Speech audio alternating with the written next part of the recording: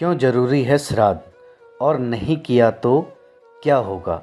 पितृपक्ष को लेकर क्या कहते हैं हमारे वेद पुराण। पितृपक्ष चल रहा है। पितृपक्ष में श्राद्ध प्रक्रियाओं को विशेष महत्व दिया गया है। पितृपक्ष को लेकर वेद पुराण और मान्यताएं क्या कहते हैं। सादर प्रणाम मित्रों, हमारे चैनल में आपका स्वागत है। मैं हूं आपका मित्र कमल किशोर। तो मित्रों, आज हम जानेंगे कि श्राद्ध क्यों जरूरी है। मित्रों, अगर आप हमारे चैनल पर नए हैं तो चैनल को सब्सक्राइब करें तथा बेल आइकन जरूर दबाएं। तो बिना किसी देरी के चलते हैं वीडियो की तरफ। पितृपक्ष के बारे में आप कितना जानते हैं? क्या आप जितना जानते हैं पितृपक्ष का अर्थ केवल उतना ही है या फिर कुछ शेष बच जाता है? आपको बता दें कि जन्म और मृत्यु का रहस्य जिस तरह से अत्यंत गुण है, ठीक उसी प्रकार से पितृ भी हैं। श्रीमद् भागवत गीता में बताया गया है कि जो जन्म लेता है उसकी मृत्यु और मृत्यु को प्राप्त होने वाले का जन्म निश्चित ही है, और यही प्रकृति का नियम भी है। लेकिन इसमें यह भी बताया गया है कि मृत्यु के बाद शरीर नष्ट हो जाता है, लेकिन आत्मा कभी नष्ट नहीं होती। वह पुनः जन्म लेती है और बार बार जन्म लेती है। इस पुनः जन्म के आधार पर ही कर्म कांड में श्राद्ध आदि कर्म का विधान बनाया गया है। लेकिन अधिकांश लोगों में यह संदेश रहता है कि पूर्वजों के निमित्त दी गई वस्तुएं सचमुच उन्हें प्राप्त होती हैं या नहीं। क्या ब्राह्मण को भोजन कराने से पूर्वजों का पेट भर जाता है या नहीं? न जाने इस तरह के कितने ही सवालों को लोगों के मन में उठते रहते हैं, जिनका सीधे तौर पर उत्तर देना शायद संभव नहीं है, क्योंकि कुछ मापदंडों को इस सृष्टि की प्रत्येक विषय वस्तु पर लागू नहीं किया जा सकता। ऐसी कई बातें हैं जिनका कोई प्रमाण न मिलते हुए भी उन पर विश्वास करना पड़ता है। पितृपक्ष में लोग अपने पितृगणों को प्रसन्न करने के लिए, उन्हें मोक्ष दिलाने के लिए, ऋण से मुक्ति दिलाने के लिए और आशीर्वाद पाने के लिए शास्त्रों में बताए गए धर्म स्थानों पर जाकर विधि पूर्वक श्राद्ध, तर्पण और पिंडदान कर रहे हैं। वहीं कुछ लोग घर पर या घर के समीप नदी या सरोवर में ही श्राद्ध, तर्पण, पिंडदान और ब्राह्मण को भोजन सहित विधियां कर रहे हैं। लेकिन इन नियमों को करने से पहले आपको यह जरूर पता होना चाहिए कि आखिर पितृगण कौन हैं और ये अस्तित्व में कैसे आए। पितरों का परिचय यह है कि हम सभी जानते हैं, जैसा कि पितृपक्ष में पितरों की आत्मा की शांति के लिए श्राद्ध, तर्पण और पिंडदान किए जाते हैं। लेकिन इससे पहले यह जानते हैं कि पितर कौन है। पितरों को लेकर जनमानस के बीच साधारण धारणा यही है कि जिनकी मृत्यु हो जाती है वह पितर बन जाते हैं। ऐसा बताया गया है कि मृत्यु के बाद यमलोक पहुंचने के बाद प्रेत कर्मों के अनुसार प्रेत योनि या अन्य योनि प्राप्त होती है। तो वहीं पुण्य कर्म अर्जित कर देवलोक पहुंचने वाली कुछ आत्माओं को पितृलोक मिलता है। गीता के एक श्लोक में कहा है, हे धनंजय, नागों में मैं शेषनाग और जलचरों में वरुण हूँ, पितरों में मैं अर्यमा हूँ और नियमन करने वालों में यमराज हूँ। अर्यमा पितरों में श्रेष्ठ और पितरों के देव हैं। ये महर्षि कश्यप की पत्नी देव माता अदिति के पुत्र हैं और इंद्रादि देवताओं के भाई। आश्विनी माह के कृष्ण पक्ष की प्रतिपदा से लेकर अमावस्या तक ऊपर की किरण यानी अर्यमा के साथ पितृप्राण पृथ्वी पर व्याप्त रहता है।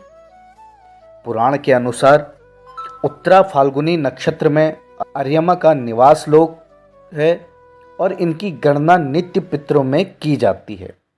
श्राद्ध के समय इनके नाम का जलदान किया जाता है, क्योंकि इसने प्रसन्न होने पर पितर तृप्त होते हैं। विष्णु पुराण के अनुसार सृष्टि की रचना के समय ब्रह्मा जी के पीठ से पितर उत्पन्न हुए। पितर के उत्पन्न होने के बाद उन्होंने उस शरीर का त्याग कर दिया, जिससे कि पितर को जन्म देने वाला शरीर संध्या बन गया। इसलिए कहा जाता है कि संध्या काल में पितर बहुत अधिक शक्तिशाली होते हैं। कहा जाता है कि पितर मृत्यु के बाद अतृप्त पूर्वज 3 कारणों से धरती लोक पर आते हैं। वह आकर यह देखते हैं कि हमारी संतान या हमारे वंश कैसे हैं। दूसरा कारण यह है कि पितर देखते हैं कि क्या हमें अन्न जल प्राप्त होगा। और तीसरा कारण यह है कि पितर देखते हैं हमारी मुक्ति के कोई कर्म किया जा रहा है या नहीं। गीता विज्ञान में इसे लेकर बताया गया है कि अन्न पितरों के अन्न को सोम कहा जाता है। अग्नि को दान किए अन्न से सूक्ष्म शरीर यानी आत्मा का शरीर और मन तृप्त होता है। इस अग्निहोत्री के आकाश मंडल के समस्त पक्षी भी तृप्त होते हैं। तर्पण पिंडदान और धूप देने से आत्मा की तृप्त होती है और तृप्त आत्माओं को प्रेत बनकर भटकना नहीं पड़ता है। पितरों की स्तुति के लिए कहा गया है, ओम अर्यमा न तृप्त्याम इदम तिलोकदम तस्मै स्वधा नमः। ओम मृत्योर्मा अमृतम गमयम। पितरों में श्रेष्ठ अर्यमा पितरों के देव हैं। अर्यमा को प्रणाम है। हे पिता, पितामह और परपितामह, हे माता, मातामह और परमातामह, आपको बारंबार प्रणाम है। आप हमें मृत्यु से अमृत की ओर ले चलें। बता दें कि शास्त्रों में 3 पीढ़ियों तक के श्राद्ध कर्म की बात कही गई है। हिंदू धर्म में पितरों के श्राद्ध को महत्वपूर्ण माना गया है और इसे एक कर्तव्य की तरह निभाकर इसका पालन भी करते हैं। मन में उठ रहे सवाल का जवाब अगर स्पष्ट तरीके से दिया जाए तो वह यह हो सकता है कि हिंदू धर्म के अतिरिक्त अन्य सभी धर्म या संप्रदाय केवल उपासना के लिए जाने जाते हैं। उनके संप्रदाय में श्राद्ध जैसी कोई विधि नहीं है। वे अपने मृत पूर्वजों का स्मरण करते हैं या उनकी कब्र के पास बैठकर प्रार्थना करते हैं, क्योंकि एक प्रकार का श्राद्ध ही है। लेकिन हिंदू धर्म में श्राद्ध और श्राद्ध कर्म की व्यवस्था को लेकर गहन विचार किया गया है। इसलिए श्राद्ध कर्म करने की जो परंपरा या विधान है वो आपके या हमारे द्वारा बनाए गए नहीं, बल्कि यह अति प्राचीन परंपरा है जिसका उल्लेख वेद पुराणों में निहित है। 5 प्रकार के यज्ञ के बारे में बताया गया है, जो इस प्रकार से हैं: ब्रह्म यज्ञ, देव यज्ञ, पितृ यज्ञ, वैश्वदेव यज्ञ और अतिथि यज्ञ। इन्हीं 5 यज्ञों में एक यज्ञ पितृयज्ञ भी है, जिसे पुराण में श्राद्ध यज्ञ या श्राद्ध कर्म कहा जाता है। यह यज्ञ संतानोत्पत्ति से संपन्न होता है और इसी यज्ञ से पितर ऋण चुकता है। श्राद्ध कर्म नहीं करने से क्या होगा? श्राद्ध क्यों जरूरी है? इस पर चर्चा करने के बाद यह जानना भी बेहद जरूरी है कि श्राद्ध अगर नहीं किया गया तो इससे क्या होगा। यह इसलिए भी जानना जरूरी है क्योंकि हिंदू धर्म शास्त्रों में प्रतिवर्ष श्राद्ध करने की बात कही गई है, लेकिन कुछ इसका विरोध भी करते हैं। इसलिए श्राद्ध विधि न करने पर इससे होने वाली संभावित हानि के बारे में भी जानना जरूरी होता है। हिंदू धर्म ने प्रत्येक विषय बहुत ही गहन विचारों से किया गया है। शास्त्रों में ऐसे लोगों के लिए प्रावधान है या उपाय बताए गए हैं जो आर्थिक रूप से श्राद्ध करने के लिए सक्षम नहीं। लेकिन आधुनिक विज्ञान युग में रहकर लोग धर्म शास्त्रों से जुड़ी बातों पर विश्वास नहीं करते और धीरे धीरे नास्तिक होते जा रहे हैं। अगर पितरों का श्राद्ध कर्म न किया जाए तो क्या होगा? कहा जाता है कि श्राद्ध न करने पर पितृदोष लगता है। पूर्वजों की अतृप्त के कारण होने वाले कष्ट को पितृदोष कहते हैं। पितृदोष दो तरह से निर्मित होता है। पहला इस जन्म के कर्म से और दूसरा पूर्व जन्म में किए गए कर्मों से। पूर्व जन्मों के कर्म कुंडली में स्वतः आ जाते हैं। पितृदोष के कारणों में जीते जी दादा, नाना नानी, माता पिता को सताना, श्राद्ध कर्म न करना, पितृधर्म को नहीं मानना, संतान को सताना, पीपल वृक्ष काटना, गाय को सताना या गाय की हत्या करना और धर्म विरोधी होना भी शामिल है। पितृदोष होने के कुछ लक्षण बताए गए हैं जो कि इस प्रकार के हैं।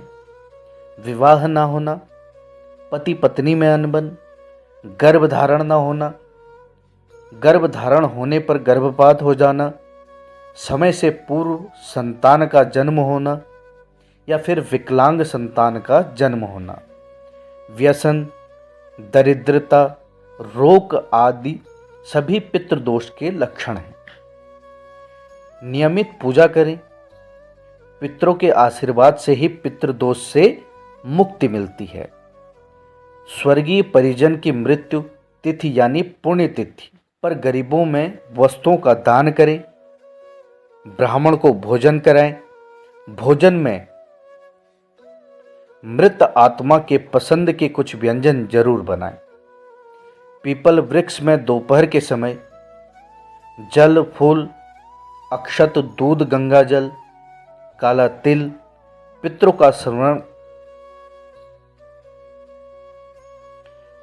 का स्मरण करते हुए चढ़ाएं। पितृदोष के उपाय।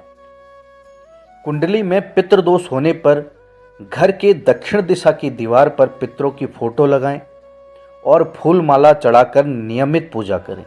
परिजन की मृत्यु तिथि यानी पुण्यतिथि पर गरीबों में वस्तुओं का दान करें और ब्राह्मण को भोजन कराएं। पीपल वृक्ष में दोपहर के समय जल, फूल, अक्षत, दूध, गंगा जल, काला तिल पितरों का स्मरण करते हुए चढ़ाएं तथा पितृपक्ष में अपने पितरों की मृत्यु तिथि के अनुसार उनका श्राद्ध कर्म अवश्य करें। तो मित्रों, यह थी कुछ जानकारी श्राद्ध पक्ष को लेकर। उम्मीद है कि आपको जरूर पसंद आई होगी। पितृदेव व इष्ट देव का आशीर्वाद आप पर